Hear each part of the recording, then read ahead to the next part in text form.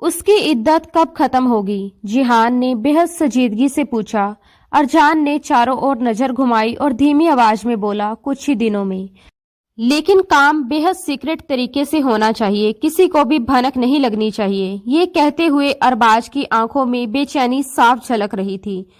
जिहान ने सामने रखा चेक उठाया, उसे उंगलियों के बीच घुमाया और इत्मीनान से बोला, हो जाएगा। अरबाज ने हिदायत दी कि अगले हफ्ते ठीक 12 बजे तक मेरे घर पहुंच जाना। जिहान ने हामी भरी, ठीक है सेठ, आ जाऊंगा। अगले ही दिन जिहान ने चेक कैश कराया और उसी खुशी में अपने दोस्त रिहान को एक बड़े होटल में खाने की दावत दे डाली। रिहान सामने बैठा सजी धजी मेज को हैरानी से देख रहा था, जबकि जिहान बेपरवाह होकर खाने में मशगूल था। रेहान ने चुटकी ली, क्या बात है, लगता है इस बार बहुत बड़ा हाथ मारा है। जिहान ने मुस्कुराकर कहा, हाँ बहुत बड़ा हाथ मारा है, समझ लो मेरी किस्मत का सितारा चमक उठा है, अब तो मेरा सोना ही सोना है। रेहान ने हैरानी से पूछा, ऐसा कौन सा काम मिल गया जो तुम्हें इतना यकीन है? जिहान ने टालते हुए कहा, तू नहीं समझेगा, बस मुझे सोना ही तो है। सोने का मुझे सोना मिल जाएगा। उसकी टेढ़ी मेढ़ी बातें रेहान के सिर के ऊपर से निकल गई। उसने कंधे उचकाकर कहा, ऐसे काम तुम ही जानते हो। जिहान हंसते हुए बोला, इसीलिए तो कह रहा हूँ, आम खाओ पेड़ मत गिनो। एक हफ्ते बाद जिहान अरबाज के घर पहुंचा। घर में अजीब सी खामोशी पसरी थी, मानो हर दीवार पर सन्नाटा टंगा हो। अरबाज उसे ड्राइंग रूम में ले गया, जहां एक मौलवी साहब और कुछ मर्द पहले से मौजूद थे। अरबाज ने धीमे से कहा, बाकी के पैसे तुम्हें सुबह सुबह मिल जाएंगे। जिहान ने बेफिक्री से जवाब दिया, कोई बात नहीं सेठ। वह जाकर मौलवी साहब के पास बैठ गया। कुछ ही देर में अरबाज एक कमरे से बाहर निकला। उसके हाथ में निगाहनामा था और मौलाना साहब भी उसके साथ थे। वहीं जिहान का निगाह कराया गया। थोड़ी थोड़ी देर में लोग उठते गए। अरबाज ने एक एक को पैसे दिए और सख्त लहजे में यही कहा कि ये बात किसी के कानों तक नहीं पहुंचे। सबके चले जाने के बाद अरबाज सिर पकड़कर बैठ गया। रात के 1 बज रहे थे। जिहान जमाई लेता हुआ बोला, अब बताओ क्या करना है, कमरे में जाऊं या फिर? यह सुनते ही अरबाज ने उसे गुस्से से घूरा। अचानक किसी जज्बे के उफान में उसकी आंखें लाल हो गई। जिहान घबरा गया और नजरें चुरा ली। अरबाज बोला, अपनी बीवी के कमरे में किसी और को भेजना आसान नहीं होता। इस वक्त मैं किस तकलीफ से गुजर रहा हूं तुम्हें अंदाजा नहीं। उसकी बात सुनकर जिहान के होठों पर मन ही मन एक मुस्कान उभर आई। उसे नींद कहाँ आ रही थी, वो तो बस कमरे में जाने की जल्दी में था, ये देखने को बेताब कि उस अमीरजादे की बीवी आखिर दिखती कैसी है। यकीनन खूबसूरत ही होगी। ऐसे अमीर लोग साधारण सूरत वाली लड़कियों से शादी थोड़ी करते हैं।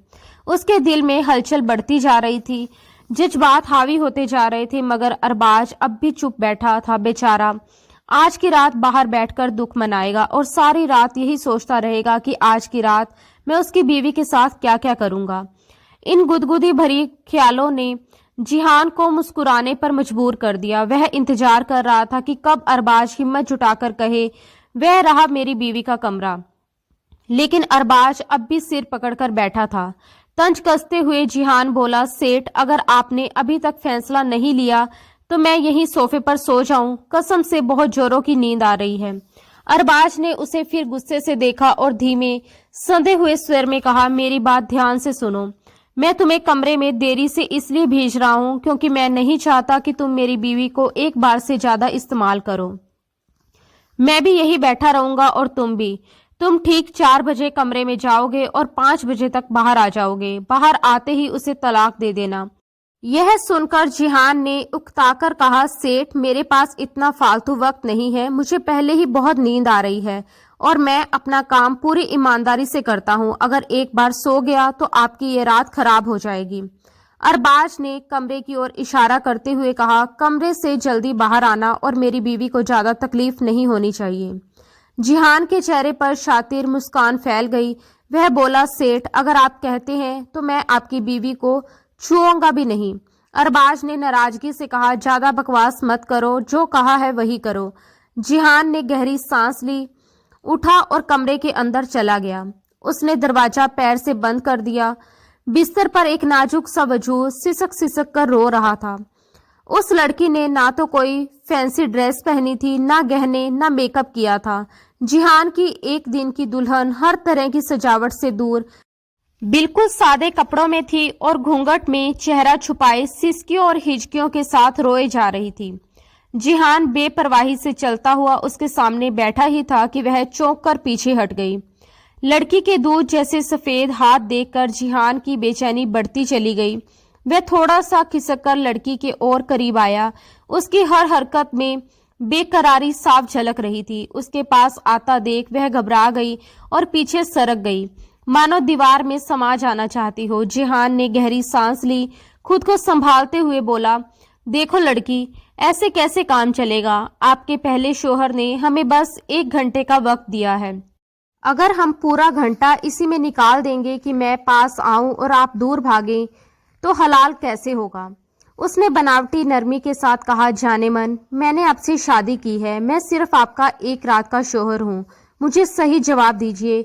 यूं दूर भागोगी तो मुझे थोड़ी जबरदस्ती करनी पड़ सकती है, जबकि बाहर बैठे आपके शोहर ने मुझसे साफ कहा है कि मैं आपको ज्यादा सख्ती से ना छूऊं। घूंघट में बैठी उस खूबसूरत लड़की का दिल चाहा कि कमरे का दरवाजा अपने आप खुल जाए और वह यहाँ से भाग निकले, इतनी दूर कि कोई उसे ढूंढ भी ना सके। उसके जहन में एक ही सवाल घूम रहा था, गलती आदमी करे और हलाले के नाम पर रात भर की तकलीफें औरतें क्यों सहे। उसी अंधेड़ बुन में वह डूबी ही थी कि जिहान ने अचानक उसका घूंघट उठा दिया। जैसे ही उसने लड़की का चेहरा देखा, वह पलक चिपकाना ही भूल गया। रोने की वजह से उसकी आंखें और नाक हल्की गुलाबी हो गई थी और उसके होठ गुलाब की पंखुड़ी जैसे लग रहे थे। इतनी खूबसूरती देखकर जिहान को कुछ पल के लिए अपनी आंखों पर यकीन नहीं हुआ। क्या वाकई ही इतनी खूबसूरत लड़की इस दुनिया में हो सकती है? अरबाज बाहर सिर पकड़े बैठा था तो वह बिल्कुल सही कर रहा था। अब जिहान को उसकी तकलीफ की वजह समझ आने लगी थी। उसे अब एहसास हुआ कि अरबाज क्यों कह रहा था कि कमरे में देर से जाना और उसकी बीवी के साथ बस एक ही बार रिश्ता बनाना। जिहान ने दिल ही दिल में सोचा, इतनी खूबसूरत लड़की को कौन बेवकूफ तलाक दे सकता है। वह बोल पड़ा, मैं अगर तुम्हारे शोहर की जगह होता तो मरकर भी तुम्हें तलाक नहीं देता। अजीब ना समझ इंसान है। इतनी खूबसूरत लड़की के साथ तो हर रात जश्न मनाने का दिल करता है, उसे छोड़ा नहीं जाता। वैसे बुरा मत मानना, पर तुम्हारा शोहर 1 नंबर का बेवकूफ इंसान है। उसकी बातें सुनकर जिया और ज्यादा घबरा गई। जिहान की आंखों में झलकती दीवानगी ने उसके दिल की धड़कनें तेज कर दी। वह कुछ समझ पाती उससे पहले ही जिहान ने उसका हाथ पकड़ लिया। जिया ने अपना हाथ छुड़ाने की बहुत कोशिश की, लेकिन जिहान ने उसकी कलाई और मजबूती से जकड़ ली थी। उसने कांपती आवाज में कहा, मेरा हाथ छोड़ो। जिहान ने बेहिचक कहा, हाथ है या कोई रेशमी रुमाल, तुम जैसी लड़की को छोड़ने का दिल किस पागल का करेगा। ये कहते हुए उसने जिया को झटके से अपनी तरफ खींच लिया। वह सीधे उसके बेहद करीब आ गई थी, मगर अगले ही पल खुद को संभालते हुए पीछे हटने की कोशिश की, मगर उसकी ये कोशिश कामयाब नहीं हुई। जिहान ने बेहद धीरे से अपनी उंगली जिया के चेहरे पर आई बालों की लट को पीछे किया, मानो उस नाजुक पल को तोड़ना नहीं चाहता हो। उसके खूबसूरत चेहरे को निहारते हुए वह भराई आवाज में कहने लगा, तुम्हें तो मेकअप की जरूरत ही नहीं है, तुम्हें अपनी खूबसूरती का अंदाजा ही नहीं है। तुम खुदा की बनाई हुई बेहतरीन मास्टरपीस हो और इसी वजह से आज तुम्हारे पास रहकर भी तुमसे दूर रहना मेरे लिए बेहद मुश्किल हो रहा है। जिया के चेहरे पर छाई घबराहट, उसकी कांपती पलकों और थरथराते होठों को देखकर जिहान और ज्यादा बेकाबू हो गया था। उसका दिल मानो एक बार में भरने को तैयार ही नहीं था। वह जिया के कान के करीब झुककर नशीले और धीमे लहजे में फुसफुसाने लगा, तुम्हें देखकर मेरी नींद तो उड़ ही चुकी है और तुम्हारी नींद भी मैं आज उड़ाकर रख दूंगा। जिया डर और हिचक के साथ पीछे हटती हुई बोली, दूर रहो मुझसे, मुझे हाथ मत लगाओ। और किसी तरह उसने अपने हाथ उससे छुड़वा लिया। उसकी इस कोशिश पर जिहान हल्की सी हंसी हंस पड़ा और बोला, अरे ऐसे कैसे हाथ ना लगाऊं, मैं तो तुम्हें देखकर पागल हो रहा हूं। ये रात मुझे बहुत छोटी लग रही है, इसलिए मैं तुम्हारे नखरे बिल्कुल नहीं झेलूंगा। उसकी बातें और उसके इरादे समझकर जिया की आंखों में आंसू बहने लगे। वह रोती हुई कुछ कहना चाहती थी, मैं तुम्हारे साथ, लेकिन इससे पहले कि वह अपनी बात पूरी कर पाती, जिहान ने उसके मुंह पर अपना हाथ रख दिया। बस मुझे और कुछ नहीं सुनना, और कमरे में जल रहा एकमात्र लैंप बुझा दिया था। फिर वह पूरी तरह से जिया पर हावी होने लगा। वह बेहद डरी हुई थी, कांप रही थी और लगातार रो भी रही थी। अपने कांपते हाथों को उसने जिहान के सीने पर रखकर उससे दूरी बनाए रखने की नाकाम कोशिश की, मगर जिहान उस पल में इतना खो चुका था कि उसे कुछ और महसूस ही नहीं हो रहा था। वह धीरे धीरे जिया के और करीब आता गया और अपने होठों से उसके चेहरे को छूने लगा। जिया के बहते आंसुओं की गर्मी महसूस होते ही वह एक पल के लिए ठिठक गया, जैसे किसी उलझन में पड़ गया हो। लेकिन अगले ही पल बेपरवाही दिखाते हुए कभी वह उसके नाजुक होठों पर अपने होठ रखता, तो कभी उसके गालों से बहते आंसुओं को अपने होठों से साफ करता चला गया। उसने उस परी सी लड़की को अपने आगोश में भर लिया। उसके हाथों पर अपने हाथ जमाकर वह उस पर पूरी तरह से हावी हो चुका था। ये उसकी जिंदगी का पहला मौका था जब वह किसी लड़की के इतना करीब था, इसलिए वह इसे हवस नहीं बल्कि अपने हिसाब से प्यार समझकर कर रहा था। अपने बगल में लेटी जिया के दिल की धड़कनें उसे किसी मधुर मगर बेचैन कर देने वाली धुन की तरह सुनाई दे रही थी। हर धड़कन के साथ जिहान के भीतर एक अजीब सी हलचल उठती जा रही थी। जैसे जैसे वक्त गुजर रहा था, उसकी ख्वाहिशें और बेचैनी दोनों बढ़ती जा रही थी। वह खुद पर काबू नहीं रख पा रहा था, मानो कोई अदृश्य ताकत उसे अपनी ओर खींची जा रही हो। जिया के पास उसकी सांसों की गर्मी, उसकी मौजूदगी का एहसास, सब कुछ उसे और भी बेचैन कर रहा था। जिया ने बड़ी मुश्किल से यह सब सह लिया था। उसके लिए हर पल भारी होता जा रहा था। फिर उसने खुद को समेटते हुए बेड की चादर अपने चारों ओर कसकर लपेट ली, मानो उसी कपड़े की ओट में खुद को दुनिया से छुपा लेना चाहती हो। लेकिन जिहान की दीवानगी कम होने का नाम नहीं ले रही थी। उसके दिल में उठती बेचैनी और बढ़ती जा रही थी, जैसे हर पल उसे और ज्यादा करीब लाने के लिए उकसा रहा हो। जब जिया ने किसी तरह हिम्मत जुटाकर बिस्तर से उठना चाहा, तो जिहान ने झटके से उसकी कलाई पकड़ ली। उसकी पकड़ मजबूत थी और अगले ही पल वह जिया को अपनी ओर खींचकर खुद पर गिरा चुका था। वह धीमी मगर गहरी आवाज में बोला, इतनी जल्दी क्यों है जान? अभी तो मेरा दिल भरा ही नहीं, असली मजा तो अभी शुरू हुआ है और तुम भागने की सोच रही हो। उसकी आवाज में अजीब सा नशा घुला हुआ था, जो जिया के डर को और बढ़ा रहा था। जिया ने थकी हारी कांपती आवाज में कहा, बस प्लीज, मैं बहुत थक चुकी हूँ। जिहान ने जैसे उसकी बात सुनी ही नहीं, उल्टा मुस्कुराते हुए बोला, अभी से थक गई? अभी तो आधी रात बाकी है। मैं पूरी रात तुम्हारी मोहब्बत में डूबा रहना चाहता हूँ। क्या पता फिर कभी यह मौका मिले या ना मिले। ये कहते हुए उसने जिया को फिर से अपने करीब कर लिया। सुबह तक ना तो वह खुद सो पाया, ना ही उसने जिया को चैन से सोने दिया। रात जैसे तैसे कट गई और जब कमरे में सुबह की हल्की हल्की रोशनी फैलने लगी, तो जिहान की नजर जिया के गर्दन पर पड़े लाल निशानों पर जा टिकी। उन्हें देखकर उसके होठों पर एक अजीब सी मुस्कान आ गई। वह हंसते हुए बोला, तुम्हारा शोहर ये सब देखकर तो आग बबूला हो जाएगा। मुझसे कह रहा था कि मेरी बीवी को ज्यादा परेशान मत करना। कैसा आदमी है, इतनी खूबसूरत और नाजुक सी बीवी को तलाक देने से पहले एक बार भी नहीं सोचा कि अगर हलाला मुझसे करवाना पड़ा तो मैं उसका क्या हाल करूंगा। उसकी बातें सुनकर जिया गुस्से से जल भुनकर रह गई। बिना कुछ कहे वह उठी और नहाने के लिए बाथरूम में चली गई। उधर जिहान की आंखों में अब नींद भरने लगी थी, मगर वह जानता था कि अब अरबाज किसी भी पल दरवाजा खटखटाएगा और तलाक मांगेगा। वह बिस्तर से उठा, अपनी शर्ट पहनी और बटन बंद करते हुए अचानक हैरत से ठिठक गया।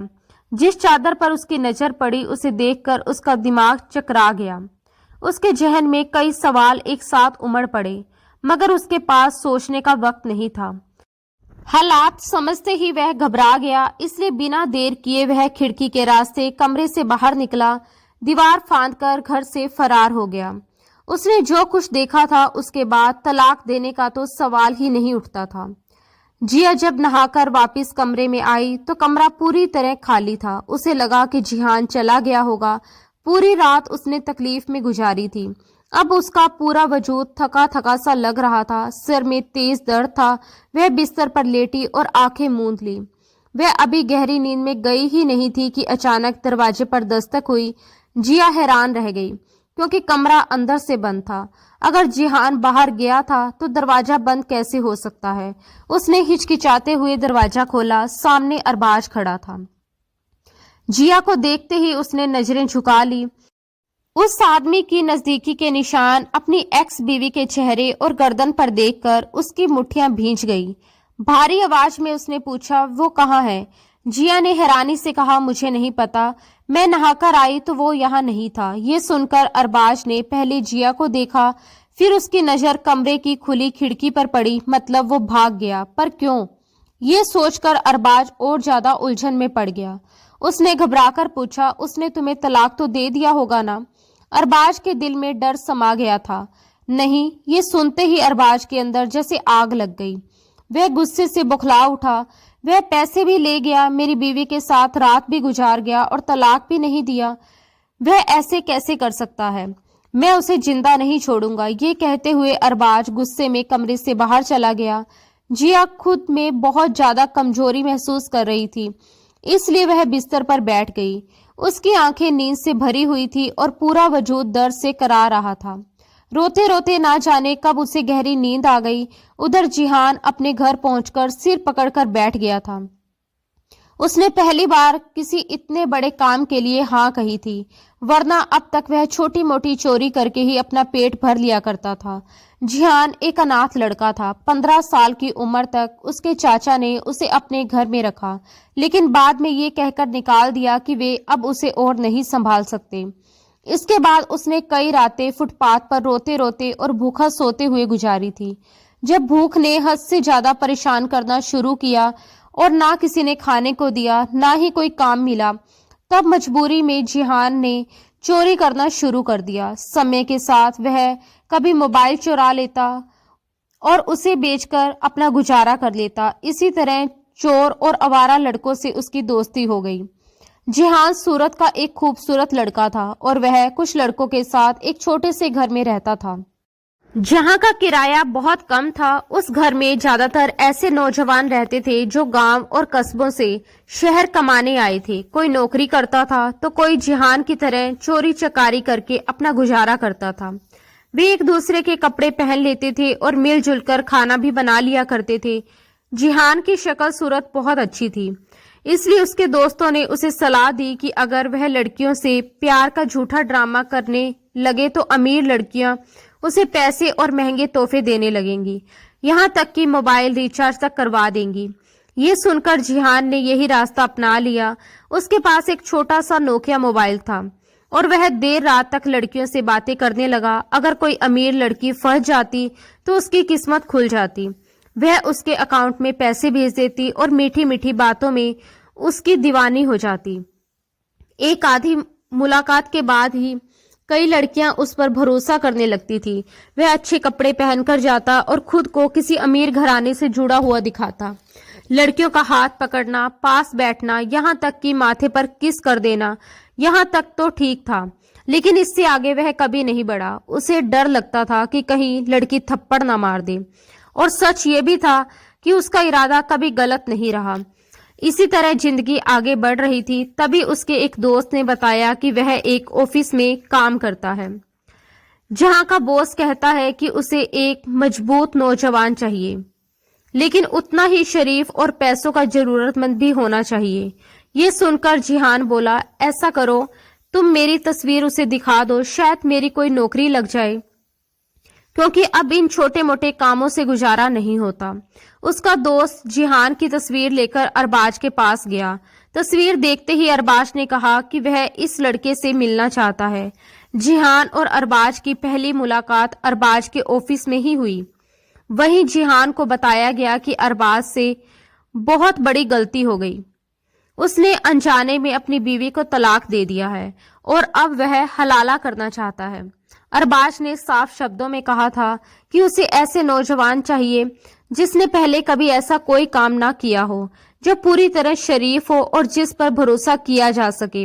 मकसद बस इतना था कि वह एक रात निगाह करे और सुबह होते ही जिया को तलाक दे दे, ताकि वह उसके साथ ज्यादा समय ना बिताए। ये सब सुनकर जिहान पहले तो गहरी सोच में पड़ गया, क्योंकि उसने अपनी जिंदगी में कभी ऐसा कुछ किया ही नहीं था। लेकिन जब उसने रकम के बारे में सुना तो उसके कदम डगमगाने लगे।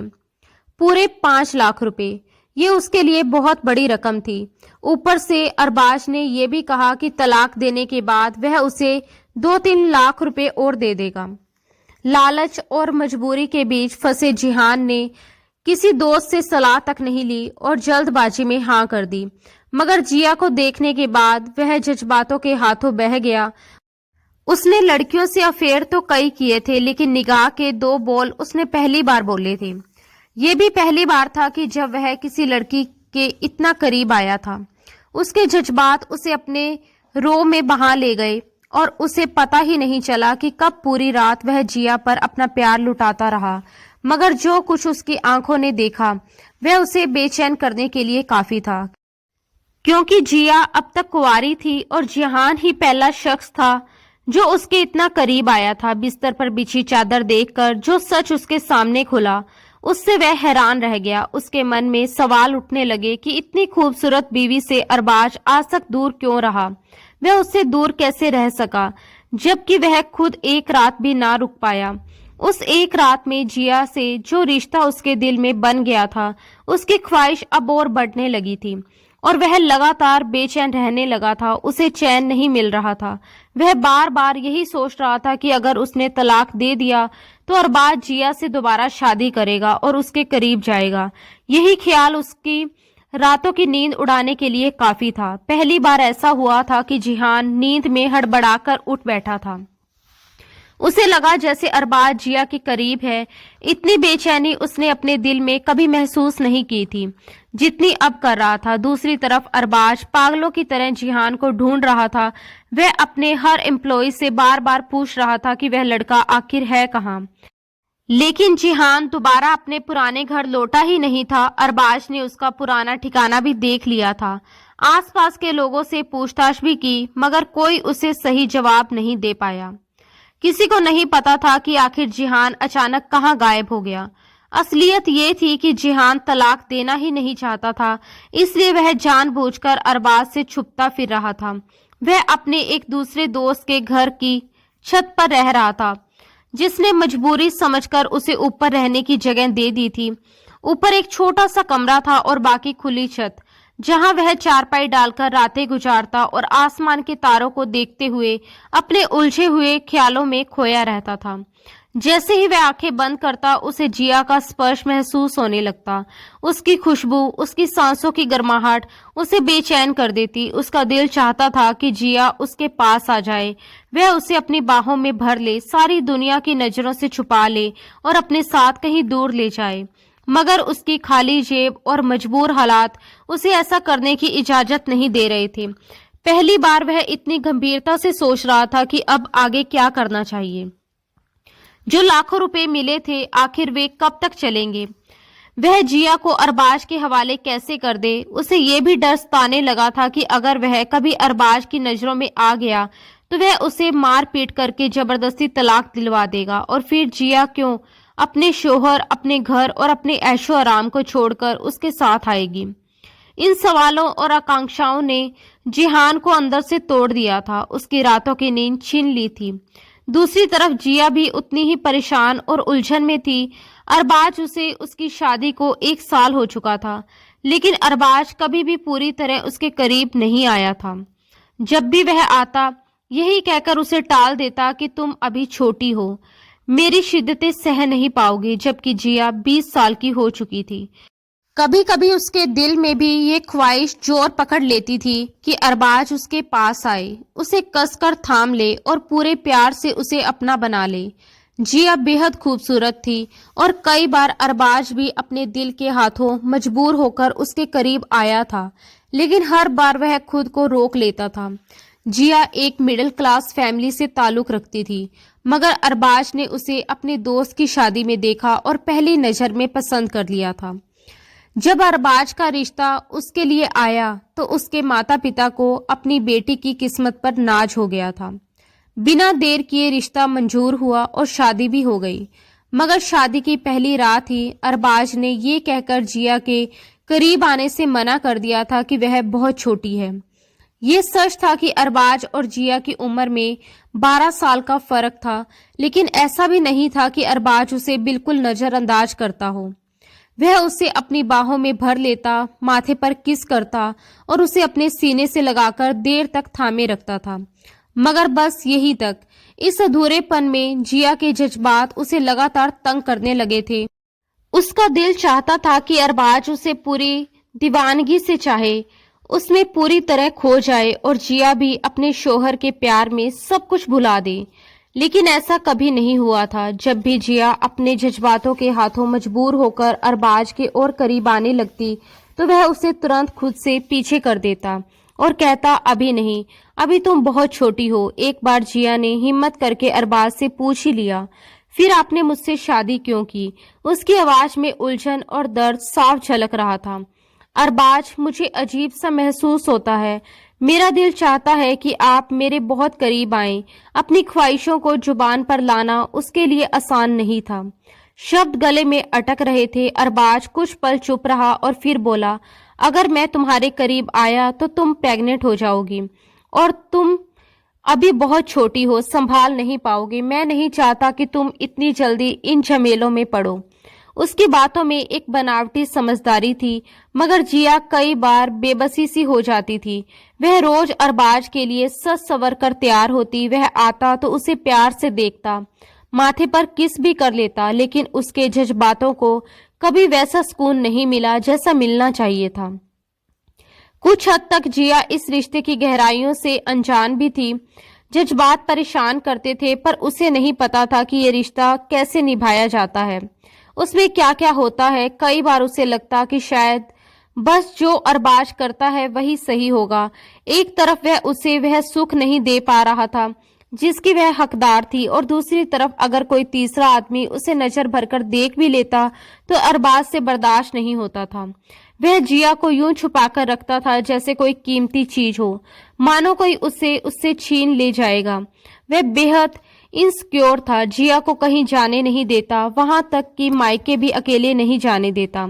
खुद साथ लेकर जाता, उसके माता पिता से मिलवाकर वापस अपने साथ ही ले आता, ताकि कोई जिया से ये ना पूछ ले कि उसका शोहर उसके साथ कैसा रहता है। वह जिया से भी कहता रहता कि हमारे बीच की बातें किसी को मत बताना, किसी से कुछ मत कहना। वह जानता था कि जिया भोली भाली है और पति पत्नी के रिश्ते की बारीकियों से अनजान है, इसलिए वह उसे अपने ही तरीके से संभाल रहा था। अरबाज उसे हर तरह का ऐशो आराम देता था, लेकिन हकीकत में उसने उसे जैसे कैद करके रखा हुआ था। एक दिन जिया लॉन में बैठी थी कि बाहर क्रिकेट खेल रहे लड़कों की गेंद अंदर आ गई। जिया ने गेंद उठाई, गेट खोला और उस लड़के को लौटा दी। वह लड़का जिया को देखते ही ठहर गया और बोला, मुझसे दोस्ती करोगी? ये सुनकर जिया घबरा गई। ठीक उसी पल अरबाज की गाड़ी बंगले के बाहर आकर रुकी। लड़का बार बार कहता रहा, तुम बहुत खूबसूरत लड़की हो, प्लीज मुझसे दोस्ती कर लो। ये सुनते ही अरबाज का गुस्सा भड़क उठा। उसने उस लड़के को भी बहुत मारा और गुस्से में जिया के मुंह पर भी थप्पड़ जड़ दिया, ये कहते हुए कि मेरे पीछे से तुम लड़कों से दोस्ती करती हो। जिया बार बार कहती रही कि उसने ऐसा कुछ नहीं किया, मगर झगड़ा बढ़ता चला गया। जब दूसरा थप्पड़ उसके मुंह पर पड़ा तो उसने दोनों हाथ अरबाज के सीने पर रखकर उसे जोर से धक्का दे दिया और चीख पड़ी, मुझ पर शक क्यों करते हो? मैंने कुछ नहीं किया। अरबाज बुरी तरह गिर पड़ा।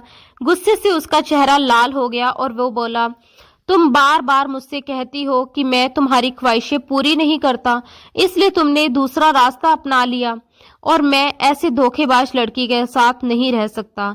जिया का पूरा वजूद कांप उठा। वह अरबाज को देखकर घबरा गई। गुस्से से भरे चेहरे के साथ जैसे ही अरबाज ने कुछ और कहना चाहा, जिया आगे बढ़ी और उसके होठों पर हाथ रख दिया। एक हाथ उसके होठों पर था और दूसरा हाथ इशारे से ना में हिलाते हुए वो कहने लगी, नहीं अरबाज, ऐसा मत करना, मुझे माफ कर दो, मगर मैं सच कह रही हूँ, अगर आप किसी भी लड़की पर झूठा इल्जाम लगाएंगे तो उसे गुस्सा तो आएगा ही ना। मैंने आपको धक्का दिया, मुझे ऐसा नहीं करना चाहिए था, मगर आप भी तो मेरी बात को समझिए ना। वह लड़का सिर्फ अपनी गेंद लेने के लिए आया था, मैं तो बस उसे गेंद पकड़ा रही थी, उसने खुद ही आगे से बकवास करना शुरू कर दी। क्या आपको मुझ पर इतना भी भरोसा नहीं? मेरे जज्बात अगर भड़क रहे थे तो सिर्फ आपके लिए, क्योंकि आप मेरे शोहर हैं। आपके अलावा मैं किसी के बारे में सोच भी नहीं सकती। ये कहते कहते जिया का सब्र टूट गया था और वह अरबाज के कदमों में गिरकर फूट फूट कर रोने लगी थी। उसके आंसू जैसे बरसात बनकर निकल आए थे, मगर अरबाज ने गुस्से से भरी नजरों से उसे देखा और उसके लाल रोते हुए चेहरे से नजरें चुराकर वहां से हट गया। उस वक्त उसके दिल में रहम नहीं, सिर्फ एक शक और गुस्सा था। काफी देर बाद जब उसका गुस्सा कुछ शांत हुआ तो वह वापस लौटा। तब तक रात के 12 बज चुके थे, लेकिन जिया अब भी वहीं बैठी थी। उसने घर के अंदर कदम तक नहीं रखा था, जैसे खुद को सजा दे रही हो। जब अरबाज को ये एहसास हुआ तो वो बाहर चला आया। जिया लॉन में दीवार से टेक लगाकर बैठी थी, घुटनों पर सिर रखे सिसक सिसक कर रो रही थी। उसकी हालत देखकर अरबाज के कदम खुद ब खुद उसके पास चले आए। उसने उसके कंधों से पकड़कर उसे उठाया और अपने सीने से लगाकर बोला, मुझे माफ कर दो। पता नहीं मुझे क्या हो जाता है कि मैं इस तरह हाइपर हो जाता हूँ। आइंदा कुछ भी हो जाए, चाहे दुनिया इधर से उधर हो जाए, चाहे क़यामत ही क्यों ना आ जाए, तुम मेरे अलावा किसी के लिए गेट नहीं खोलोगी, समझी? जिया सहमी हुई रोते रोते बोली, ठीक है, लेकिन आप मुझे कभी छोड़ेंगे तो नहीं ना? उसके शब्दों में डर, असुरक्षा और बेबसी साफ झलक रही थी। वह मिडिल क्लास फैमिली से थी। उसे इतना तो पता ही था कि अगर तलाक का दाग उसके माथे पर लग गया तो सिर्फ उसकी बदनामी नहीं होगी, बल्कि उसके पेरेंट्स का जीना भी दुभर हो जाएगा। समाज के ताने, लोगों की बातें और रिश्तेदारों की नजरें, ये सब सोचकर ही उसका दिल कांप जाता था। अरबाज जिया को कमरे में लेकर आया, अपने हाथों से उसके चेहरे और हाथ धुलवाए जैसे अपने गुनाह धो रहा हो, और फिर अपने हाथों से उसे खाना भी खिलाया। जिया अब भी सोफे पर बैठी अपनी लाल आंखें झुकाए हुए थी, जैसे बोलने की ताकत ही खत्म हो गई हो। जब अरबाज उसे बिस्तर पर ले आया और अपनी बाहों के घेरे में लेकर अपने पास लिटा लिया, तो जिया के दिल में एक उम्मीद सी जागी कि शायद आज की रात वह उसे सच में बीवी होने का एहसास करवाएगा, उसका हक मानेगा और उसके अधूरेपन को पूरा करेगा। मगर ऐसा कुछ नहीं हुआ। उल्टा वह उसके बालों में हाथ फेरता रहा और कुछ ही देर में जिया से पहले ही खराटे भरकर सो गया। जिया देर तक छत को देखती रही। उसके मन में सवालों का शोर मचा हुआ था। इस तरह के शक और उलझने उसके दिल में पहले भी आती थी, मगर उस दिन के बाद तलाक के डर से उसने गुस्से में भी अरबाज से कुछ कहना ठीक नहीं समझा। कुछ ही दिनों बाद जिया को अपने पेरेंट्स की याद बहुत सताने लगी। कई महीने बीत चुके थे और वह अपने मायके नहीं गई थी। एक दिन जब अरबाज का मूड अच्छा था तो उसने हिम्मत करके बात छेड़ी। अरबाज बोला, हाँ क्यों नहीं, एक क्या तुम 10 बातें कहो। जिया मुस्कुराकर उसके पास बैठी, उसकी बाह थामते हुए बोली, कितने महीने हो गए हैं मैं अपने मम्मी पापा से नहीं मिली हूँ, क्या आप मुझे उनसे मिलवाने ले जाएंगे? ये सुनते ही अरबाज के माथे पर शिकन आ गई। वो बोला, देखो तुम अब मेरी बीवी हो, अब तुम्हारा मेल जोल मुझ जैसे लोगों के साथ होना चाहिए। मुझे बार बार उन छोटी गलियों में जाना अच्छा नहीं लगता। वो तंग गलियां, मोहल्लों के गंदे बच्चे मेरी गाड़ी देखकर मेरे पीछे दौड़ने लगते हैं, ये सब मेरे लिए बहुत मुश्किल है। जिया के चेहरे का रंग बदल गया। उसके दिल को जैसे किसी ने ठेस पहुंचा दी हो, लेकिन आज उसका आत्मसम्मान भी पूरी तरह जाग चुका था। अगले ही पल वह बोली, अगर आपको ये सब अच्छा नहीं लगता था तो फिर मुझसे शादी ही क्यों की? आप तो कहते थे कि आपको मुझसे मोहब्बत है, लेकिन ये कैसा प्यार है? आप मेरे माँ बाप की बेइज्जती मेरे ही सामने कर रहे हैं और मैं सिर्फ इस डर से चुप थी कि कहीं आप मुझे छोड़ ना दें। जिस तरह से जिया ने ये सब कहा, अरबाज बस उसका चेहरा देखता रह गया। उसे अब साफ साफ महसूस हो गया था कि उसने जिया को बहुत ज्यादा परेशान किया है और अनजाने में ही उसे गहरी तकलीफ दे दी। ये एहसास उसके दिल पर भारी पड़ने लगा था। गुस्से की जगह अब पछतावा उसकी आवाज में झलकने लगा। वह बोला, नहीं जिया, मेरा मतलब वो बिल्कुल नहीं था, तुम मेरी बात को गलत समझ गई। चलो अब सब बातें छोड़ो, आज मैं ऑफिस नहीं जा रहा, हम दोनों अभी तुम्हारे घर चलेंगे। मैं वहीं रहूंगा जितने दिन तुम कहोगी। ये सुनते ही जिया की आंखों में राहत और खुशी दोनों उतर आई। ऐसा लगा जैसे लंबे समय बाद उसे अपनेपन का एहसास हुआ हो। अरबाज उसे अपने साथ लेकर उसके मायके पहुंचा। पहली बार अरबाज ने वहां पूरा दिन बिताया था। जिया के माता पिता के साथ बैठना, उनके घर का खाना खाना और सामान्य बातें करना, ये सब जिया के लिए बहुत मायने रखता था। उसे लग रहा था कि शायद अब सब कुछ ठीक होने लगा है। उसकी खुशी उसके चेहरे से साफ झलक रही थी। मगर जब अरबाज वापसी के लिए उठने लगा तो जिया की मम्मी ने उसे रोक लिया। उन्होंने भावुक होकर कहा, इतने महीने बाद मेरी बच्ची आई है और तुम कुछ घंटों बाद ही उसे वापस ले जा रहे हो। कुछ दिन के लिए इसे यहीं छोड़ दो। माँ की बातों में ममता थी, शिकायत थी और डर भी। बार बार कहने पर अरबाज को हार माननी पड़ी। उसने कहा कि ठीक है, मैं 2 दिन बाद आकर जिया को यहाँ से ले जाऊंगा। ये कहकर वह चला गया, लेकिन उसके जाते ही हालात ने करवट लेना शुरू कर दिया।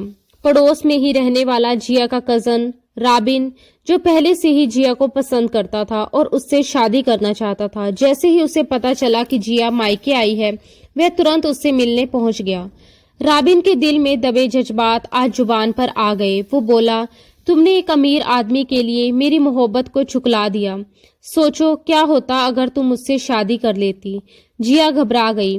वह उसे समझाने लगी, रॉबिन, मुझसे ऐसी बातें मत करो। मैं शादीशुदा हूँ। मेरे शोहर को तुम नहीं जानते, उनका गुस्सा बहुत तेज है। वो अभी उसे समझा ही रही थी कि दूसरी तरफ अरबाज का दिल भी बेचैन हो उठा था। उसने भले ही 2 दिन रुकने की बात कही थी, लेकिन अब उससे 1 घंटा भी जिया से दूर रहा नहीं जा रहा था। बेचैनी और शक ने उसे चैन नहीं लेने दिया। वह बिना बताए उसे सरप्राइज देने के लिए अचानक उसके मायके पहुंच गया। मगर जैसे ही उसकी नजर आंगन में रॉबिन और जिया पर पड़ी, उसका खून खोल उठा। उसे रॉबिन के शब्द साफ सुनाई दिए, मैं हमेशा तुम्हारा इंतजार करूंगा, काश तुम मेरी हो सकती। ये कहते हुए रॉबिन ने जिया का हाथ पकड़ने की कोशिश की थी। ये दृश्य अरबाज के लिए किसी विस्फोट से कम नहीं था। गुस्से में अंधा होकर वह रॉबिन पर टूट पड़ा। उसने वहीं उसे पकड़ लिया और अपने भारी भरकम हाथों से उसके चेहरे पर मुक्के बरसाने लगा। कुछ ही पलों में रॉबिन की नाक की हड्डी टूट चुकी थी। घर के लोग कुछ समझ पाते उससे पहले ही अरबाज जिया को जबरदस्ती अपने साथ खींचते हुए वहां से ले गया। पूरे रास्ते वह उस पर चीखता चिल्लाता रहा, उस पर जैसे पागलपन सवार हो गया हो। डर के मारे जिया लगातार रोती रही और कहती रही, मेरी बात सुनिए, मैं आपको सब कुछ बता दूंगी। जो आप समझ रहे हैं वैसा कुछ भी नहीं है। खुदा के लिए कोई गलत फैसला मत कीजिएगा। लेकिन अरबाज एक ही बात दोहराता रहा, हर बार ये गलत फहमियां और इत्तेफाक मेरे सामने ही क्यों आते हैं। पता नहीं कितने आशिक बना रखे हैं तुमने। मैं तुम्हें इतनी आसानी से नहीं छोड़ने वाला। घर पहुंचते ही अरबाज का गुस्सा पूरी तरह बेकाबू हो चुका था। उसने दरवाजा बंद करते ही सबसे पहले अपनी शर्ट उतारकर गुस्से में एक तरफ फेंक दी, जैसे उसके भीतर जमा सारा जहर बाहर निकल रहा हो। इसके बाद उसने जिया का दुपट्टा झटके से खींचकर अलग फेंक दिया और उसके बालों से जकड़कर उसे अपने सामने खींच लिया। जिया कुछ समझ पाती उससे पहले ही उसके चेहरे पर एक के बाद एक थप्पड़ बरसने लगे। हर थप्पड़ के साथ उसके अंदर का डर और टूटन और गहरी होती चली गई। उसकी नाक से खून की एक पतली लकीर बह निकली थी, मगर अरबाज को उस वक्त कुछ दिखाई नहीं दे रहा था। गुस्से में चिल्लाते हुए वह बोला, मैं तुम्हें ऐसे नहीं छोड़ूंगा। तुम्हें लगता है मैं नामर्द हूं जो चुपचाप चूड़ियां पहनकर ये सब होता देखता रहूं? हरगिज नहीं। तुम्हारी औकात वही गली मोहल्ले के उस सो कॉल्ड रॉबिन की है। उसके शब्द जिया के दिल को चीरते चले जा रहे थे। वह उसे लगातार अपमानित करता रहा और फिर गुस्से की हद पार करते हुए चिल्लाया, मैं अभी इसी वक्त पूरे होशो हवास में तुम्हें तलाक देता हूँ। उसने चीख चीख कर तलाक के शब्द दोहरा दिए। उसकी आवाज इतनी ऊंची और खौफनाक थी कि उस महल जैसे घर की दीवारें तक कांप उठी। जिया वही सन रह गई, जैसे किसी ने उसकी रूह निकाल ली हो। उसकी आंखों के सामने अंधेरा छा गया। रोते हुए लड़खड़ाते कदमों से वह सीधे अपने कमरे में चली गई। उस पल उसे महसूस हुआ जैसे उसकी पूरी दुनिया उजड़ चुकी हो। सपने, भरोसा, रिश्ता, सब कुछ एक ही झटके में बिखर गया था। वह फूट फूट कर रोते हुए अपना सामान पैक करने लगी। हाथ कांप रहे थे, दिल दहशत से भरा हुआ था। उसने अपने हाथ में मौजूद डायमंड रिंग उतारी, फिर गोल्ड नेकलेस और डायमंड टोपस भी उतारकर एक तरफ रख दिए। उसका बस यही ख्याल था कि कहीं कल को उसका शोहर उस पर ये इल्जाम ना लगा दे कि वह उसकी महंगी चीजें चुरा कर ले गई। अरबाज ने गुस्से में जिया को तलाक तो दे दिया था, मगर अब उसके दिल में अजीब सा पछतावा घर करने लगा था। वह बेचैन होकर कमरे में इधर उधर टहलने लगा और बार बार यही सोचता रहा कि इतनी हसीन खूबसूरत बीवी को वह अपने हाथों से खुद से कैसे दूर जाने दे सकता है। ये ख्याल आते ही वह खुद को रोक नहीं पाया और तुरंत उसके कमरे का दरवाजा खटखटाने लगा। जिया उस वक्त बैग पैक कर चुकी थी। जैसे ही वह बैग उठाकर बाहर निकली, अरबाज ने झपटकर उसके दोनों हाथ पकड़ लिए और हड़बड़ाहट में कहने लगा, नहीं, तुम कहीं नहीं जाओगी, तुम यहीं रहोगी मेरे साथ, मैं तुम्हें कहीं नहीं जाने दूंगा। मगर जिया उसकी पकड़ से खुद को छुड़ाने की कोशिश करती रही। रोते हुए कांपती आवाज में वह बोली, बस बहुत हो गया, मेरा आपसे अब कोई रिश्ता नहीं है, मैं आप जैसे शक्की इंसान के साथ नहीं रह सकती। उसकी आंखों से आंसू थमने का नाम नहीं ले रहे थे।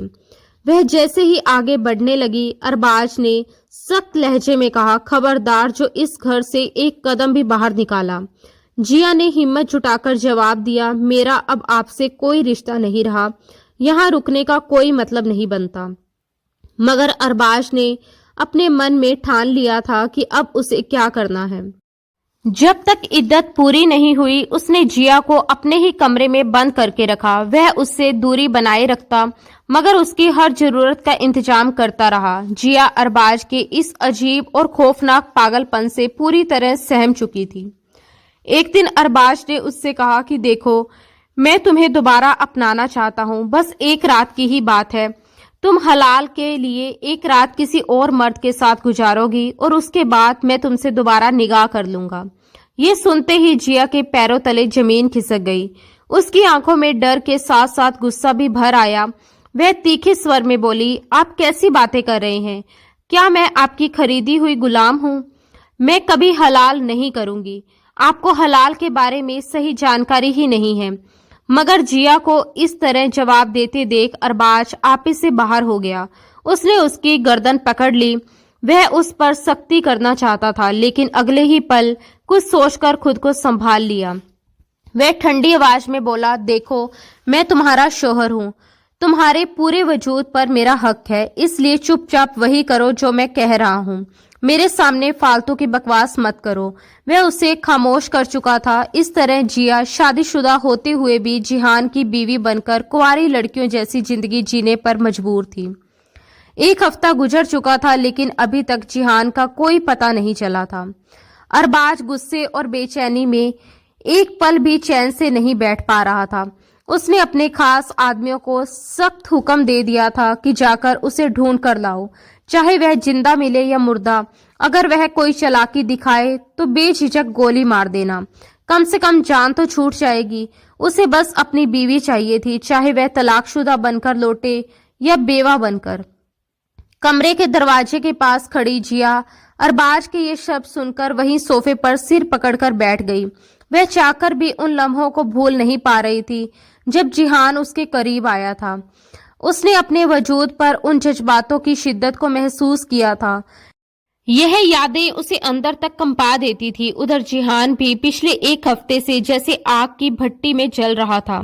उसके दोस्त उसे बड़े हाथ मारने की बातें कर रहे थे। वे बाजार में खड़े थे, तभी दो मोटी औरतें अपने कंधों पर पर्स टांगे गुजर गई।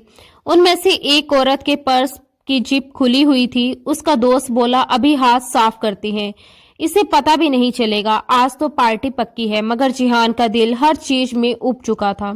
उसके अंदर बार बार तूफान की तरह एक ख्वाहिश उठती थी, वह एक बार फिर उस लड़की के करीब जाए और उसे महसूस करे।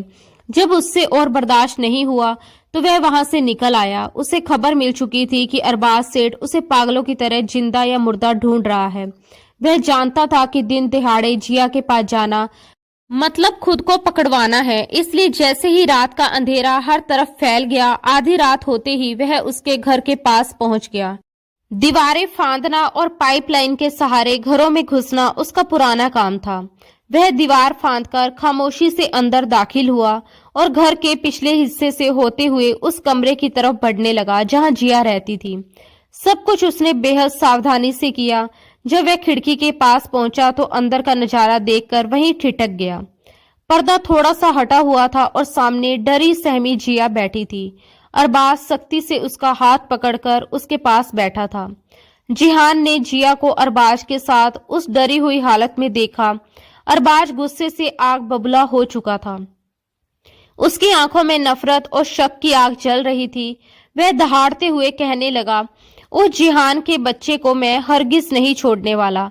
तुमने ना जाने अपने हुस्न के कौन कौन से जाल में उसे फंसा लिया कि वह तुम्हें तलाक दिए बिना ही यहाँ से भाग गया। वह कमरे में चक्कर काटते हुए अचानक रुक गया, जैसे किसी नए ख्याल में उसके दिमाग में दस्तक दी हो। वह तीखे लहजे में बोला, 1 मिनट रुको, कहीं ऐसा तो नहीं कि तुमने खुद ही उसे यहाँ से भगा दिया हो ताकि मुझसे दोबारा शादी ना करनी पड़े। यही तो तुम चाहती थी ना कि मुझसे हमेशा हमेशा के लिए दूर चली जाओ। वह खुद ही सवाल कर रहा था और खुद ही जवाब दे रहा था, जैसे उसके मन में शक की जड़ें और गहरी होती जा रही थी। खिड़की के पास खड़ा जिहान चुपचाप ये सब सुन रहा था। जिया घबराई हुई कांपती आवाज में बोली, मेरी जिंदगी के हर फैसले तो आप ही करते आए हैं। आप ही उसे यहाँ लेकर आए थे, मुझसे निगाह करवाकर आप ही उसे मेरे कमरे में भेजे थे। पूरी रात मैंने किस हाल में गुजारी ये सिर्फ मैं ही जानती हूँ, और अब आप मुझसे इस तरह की बातें कर रहे हैं। उसकी आंखों से आंसू बहने लगे। वह बोली, वो लड़का मेरे लिए हमेशा से अजनबी रहा है। मगर अरबाज ने उसकी बात सुनने की बजाय उसे सख्त निगाहों से घूरते हुए धमकाया, देखना मैं उस जिहान का क्या हाल करता हूँ। ये कहकर वह दरवाजे को बाहर से लॉक कर गया। कमरे में सन्नाटा छा गया। जिया ने रोशनी बुझा दी और बिस्तर पर लेट गई। आंसू थमने का नाम नहीं ले रहे थे। उसे इस तरह रोता देखकर खिड़की के पास खड़े जिहान का दिल भी भारी हो उठा। उसने मन ही मन अरबाज को कोसा, इसे तो कोई मुफ्त में 4 थप्पड़ भी ना लगाए। इतनी खूबसूरत बीवी मिली है और कदर ही नहीं। जिया की सिसकियों ने उसके दिल में कुछ अजीब सा जगा दिया। उसी पल उसने ये पक्का फैसला कर लिया कि वह जिया को यहाँ से लेकर जाएगा। वह उसकी बीवी थी और अरबाज चाहे जितना चालाक क्यों ना हो, जिहान की चालाकी के सामने उसकी होशियारी कुछ भी नहीं थी। उसने खुद से कहा, तुम मेरी बीवी हो, मेरी स्वीट वाइफ। जिहान ने धीरे से खिड़की खोली और दबे पांव अंदर दाखिल हो गया। कमरे में हल्की सी आहट हुई तो जिया चौंक कर उठ बैठी। इससे पहले कि वह डर के मारे कुछ बोल पाती, जिहान ने फुर्ती से उसके होठों पर हाथ रख दिया। सामने एक बार फिर इस हलाल के शोहर को देखकर वह कांपने लगी, मगर जिहान ने उसकी कमर में हाथ डालकर उसे अपने करीब कर लिया और धीमी आवाज में बोला, हेलो मेरी स्वीट वाइफ, कैसी हो? यकीनन तुम मेरा ही इंतजार कर रही थी। देखो कितनी लंबी उम्र है मेरी। तुमने मुझे याद किया और मैं चला आया, अपनी सपनों की शहजादी को हमेशा हमेशा के लिए अपने साथ ले जाने। ना जाने क्यों, मगर जिया ने उसे देखकर एक गहरी सांस ली, जैसे उसे कोई सुरक्षित ठिकाना मिल गया हो। ये एहसास कि वह जिहान की बीवी है उसके दिल को अजीब सी तसल्ली दे रहा था। जब जिहान ने उसके मुंह से हाथ हटाया तो वह फूट फूट कर रो पड़ी। बोली, तुम कहाँ चले गए थे? मुझे तलाक क्यों नहीं दिया? अरबाज तुम्हें पागलों की तरह ढूंढ रहा है। जानते हो अगर उसने तुम्हें पकड़ लिया तो क्या करेगा? उसने घबराकर कहा, अच्छा यही है कि मुझे तलाक दे दो और यहाँ से चले जाओ। मगर जिहान उसे गंभीर निगाहों से देखकर बोला, क्या सारी जिंदगी तुम यहाँ इस जालिम इंसान के साथ रहकर तकलीफें सहना चाहती हो? क्या यही तुम्हारी किस्मत है? वह आगे बोला, तुम्हें तो खुश होना चाहिए कि मुझ जैसा इंसान तुम्हें मिल रहा है। मैं तुम्हें यहाँ से दूर ले जाऊंगा। जो रूखा सूखा खुद खाऊंगा वही तुम्हें भी खिलाऊंगा। फिर उसकी आवाज सख्त हो गई, लेकिन अगर तुम इस आदमी के साथ रहना चाहती हो तो जिसने तुम्हें एक बार तलाक दिया है तो याद रखो वह दोबारा भी देगा, बार बार देगा। आज मैं था, कल कोई और होगा। यह सुनते ही जिया की रूह कांप उठी। वह इस कैद खाने से निकलना चाहती थी। तुरंत बोली, ठीक है, मैं तुम्हारे साथ चलने को तैयार हूँ। जिहान मुस्कुराया, बस तुमने हाँ कर दी, अब देखो उस अरबाज के बच्चे को मैं कैसे मजा चखाता हूँ। उसने उसे अपने साथ लिया और जिस रास्ते से खुद आया था उसी रास्ते से बड़े एहतियात से जिया को भी बाहर उतारा। पहले उसे अपनी बाहों में थामकर दीवार पार करवाई, फिर खुद भी छलांग लगाकर बाहर आ गया। दोनों तेजी से भागते हुए उस घर से बहुत दूर निकल गए। हांफते हुए जिया एक जगह रुक गई और सहारा लेकर खड़ी हो गई। कांपती आवाज में पूछा, अब आगे क्या? हम कहाँ जाएंगे? उसके चेहरे की उड़ती रंगत देखकर जिहान को झटका लगा। उसने इस बारे में ज्यादा सोचा ही नहीं था। फिर उसने उसका हाथ पकड़ा और अपने एक दोस्त के घर ले गया। फोन पर वह पहले ही ऊपर वाले पोर्शन की चाबियां मांग चुका था।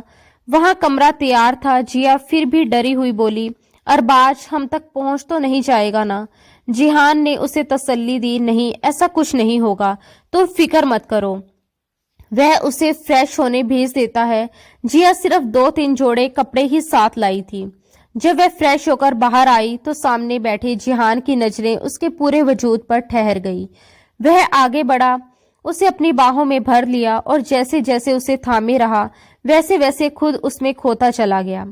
आज की रात जो कि आधी बीत चुकी थी वह उसके साथ रंगीन बनाना चाहता था, मगर वह फौरन उससे पीछे हटने लगी।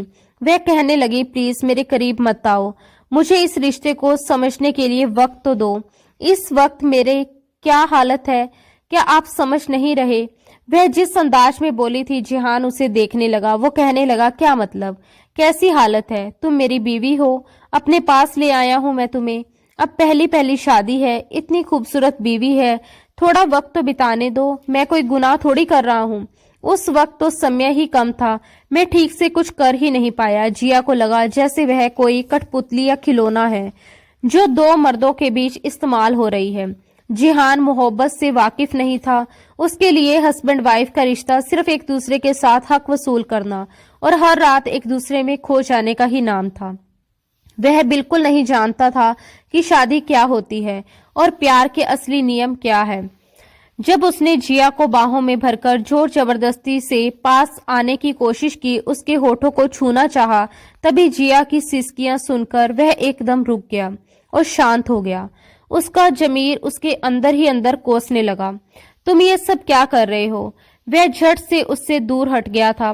ये पहली बार था उसे यूं रोता देखकर। उसने उसका चेहरा थाम लिया और गालों से आंसू पोंछने लगा। वो कहने लगा, अच्छा ठीक है, अगर तुम्हें मेरा पास आना पसंद नहीं है तो मैं तुम्हें हाथ नहीं लगाऊंगा, मगर रोना तो बंद करो। देखो तुम रोती हुई बिल्कुल अच्छी नहीं लगती हो।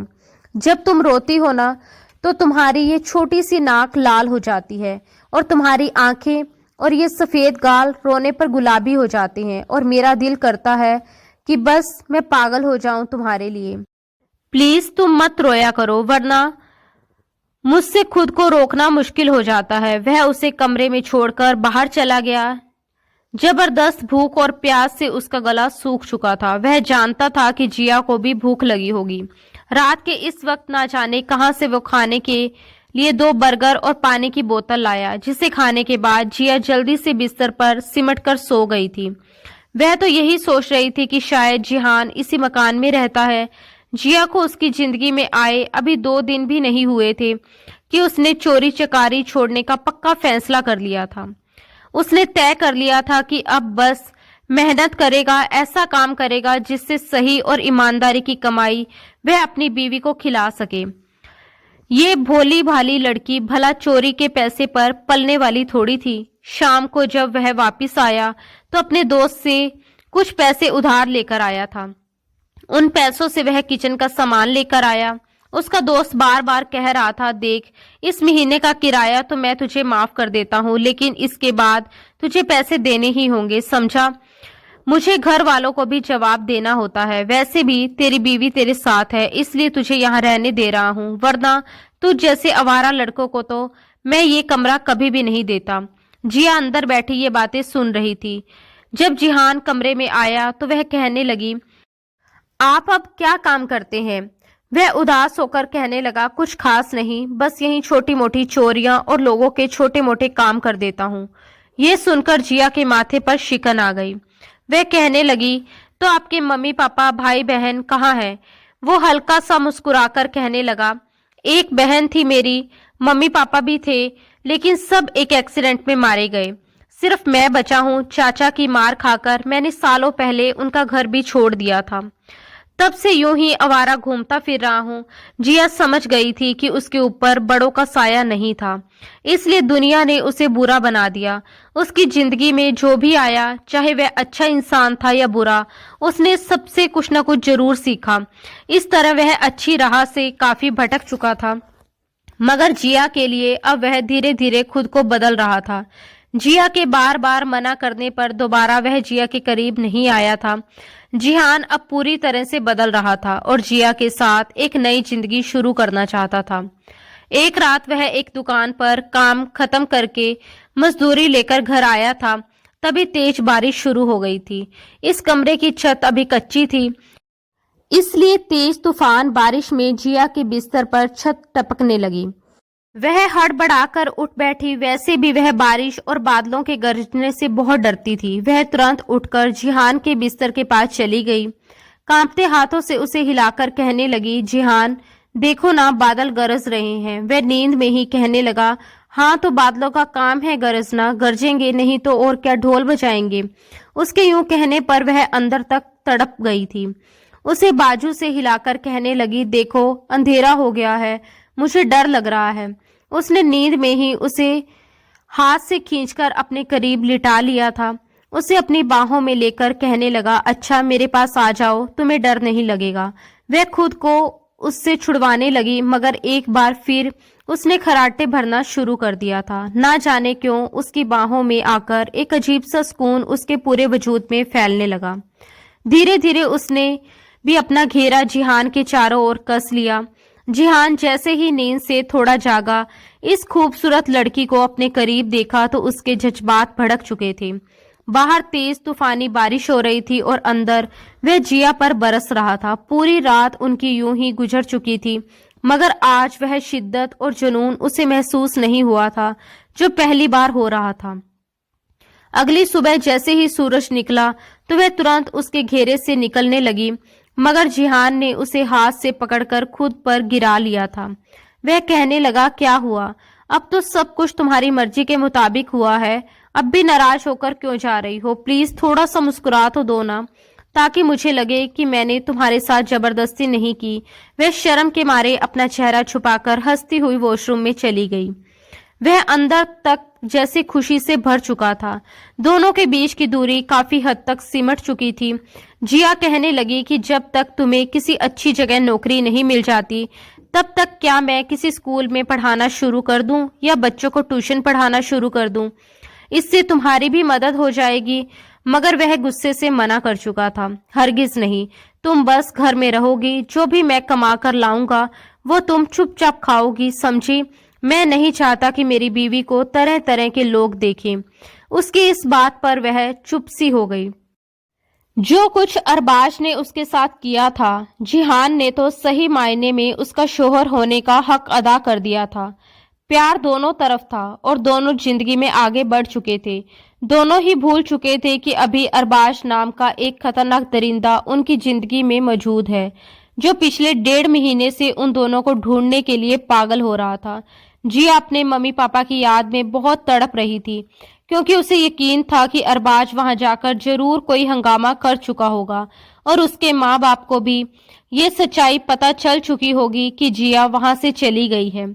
इसी परेशानी में उसने जिहान से कहा कि वह अपने मम्मी पापा से मिलने जाना चाहती है और वह तुरंत राजी हो गया।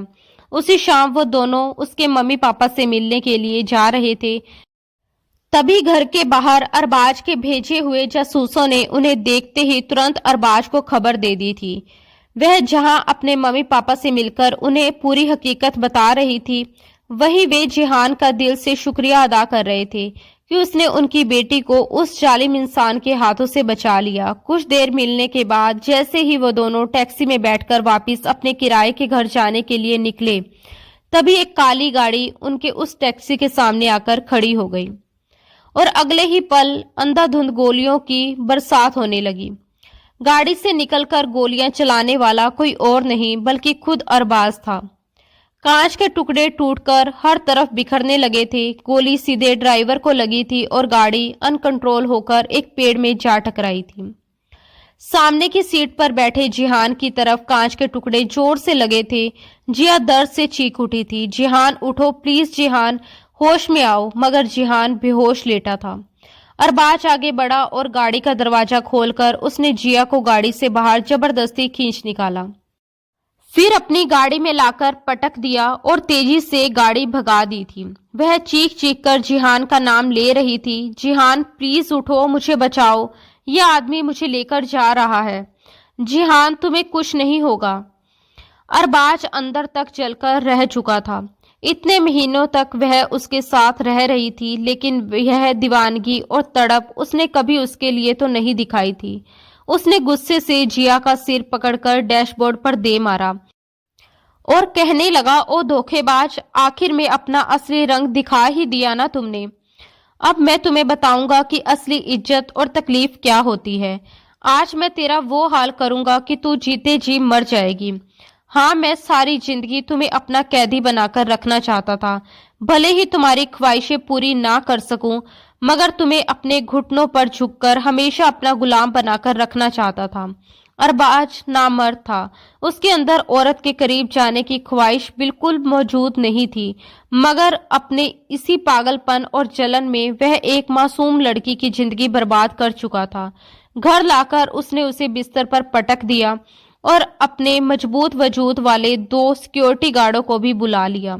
खुद वह सामने सोफे पर बैठ गया और कहने लगा, बहुत शौक है ना तुम्हें जज्बातों के खातिर और मर्दों के पास जाने का। अब मैं तुम्हें बताता हूँ, तुम्हारी सारी तड़प मैं आज पूरी करवाता हूँ। तूने मुझे धोखा देकर अच्छा नहीं किया। ये कहकर उसने जिया के मुंह पर कई जोरदार थप्पड़ मारे। जिया सिसक सिसक कर रोए जा रही थी। सामने 2 मजबूत मर्दों ने अपनी शर्ट उतारकर एक तरफ फेंकी और जिया के करीब आने लगे। इससे पहले कि वे कुछ भी कर पाते, गोलियों की आवाज गूंजी और उसके बाद पुलिस घर के अंदर दाखिल हो चुकी थी।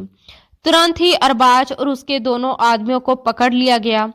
जिया घबराकर जिहान का नाम ले रही थी, तभी जिहान वहां पर आया। वो जख्मों से चूर था, मगर गुस्से से बेकाबू था। आगे बढ़कर उसने अरबाज को पकड़ा और अनगिनत मुक्के उसके मुंह पर मारे थे। अरबाज के सामने के दांत टूट चुके थे। पुलिस उसे पकड़कर ले गई और जिया जिहान के गले लगकर फूट फूट कर रोने लगी। उसे तुरंत अस्पताल ले जाया गया था। कुछ घंटों के बाद ही वो दोनों वापस घर आ चुके थे। जिस तरह दिन रात उसने अपने शोहर की सेवा की थी, जिहान तो जैसे बहुत खुश हो चुका था। कुछ वक्त लगा था, मगर दोनों अपनी जिंदगी में कामयाब हो चुके थे। जिहान ने अपने एक दोस्त से बात करके एक सेकंड हैंड टैक्सी ले ली थी और वह टैक्सी चलाने लगा। वहीं जिया ने कुछ ऑनलाइन कोर्स करने के बाद घर बैठे हर्बल प्रोडक्ट्स बनाकर बेचना शुरू कर दिया। कुछ ही समय में दोनों इतनी तरक्की कर चुके थे कि उनके पास अपना छोटा मगर खुशियों से भरा हुआ घर था। जरूरत की हर एक चीज मौजूद थी और सबसे बढ़कर दोनों के बीच सच्ची मोहब्बत थी। वो दिन उनकी जिंदगी का सबसे खूबसूरत दिन था जब डॉक्टर ने ये बताया था कि जिया माँ बनने वाली है। जिहान की तो खुशी की कोई सीमा नहीं रही। वे कहने लगा, डॉक्टर बेटा है या बेटी? डॉक्टर हंस पड़ी और कहने लगी, अभी तो 1 हफ्ता भी नहीं हुआ, ये राज तो कुछ महीनों बाद ही खुलेगा। मगर वह इस कदर बेचैन हो रहा था, कहने लगा कि नहीं, मैं इसलिए पूछ रहा था कि अगर लड़का है तो लड़के की शॉपिंग करना शुरू कर दूं, और अगर बेटी है तो बेटी के लिए मैं अभी से ही खिलौने, कपड़े और चीजें खरीदना शुरू कर दूं। ये सुनकर उनकी खुशी की कोई सीमा ही नहीं रही जब डॉक्टर ने बताया कि जिया जुड़वा बच्चों की मां बनने वाली है। 9 महीने के बाद उसने एक बेटे और एक बेटी को जन्म दिया था। दोनों की जिंदगी अब खुशियों से भर चुकी थी। दोस्तों, मुझे उम्मीद है कि आपको हमारी कहानी पसंद आई होगी। अगर कहानी पसंद आई हो तो वीडियो को लाइक करें। अगर आप चैनल पर नए हैं तो चैनल को सब्सक्राइब जरूर करें और हाँ, नोटिफिकेशन बेल जरूर दबाएं ताकि अगली अपडेट आपको सबसे पहले मिले। धन्यवाद दोस्तों। राधे राधे।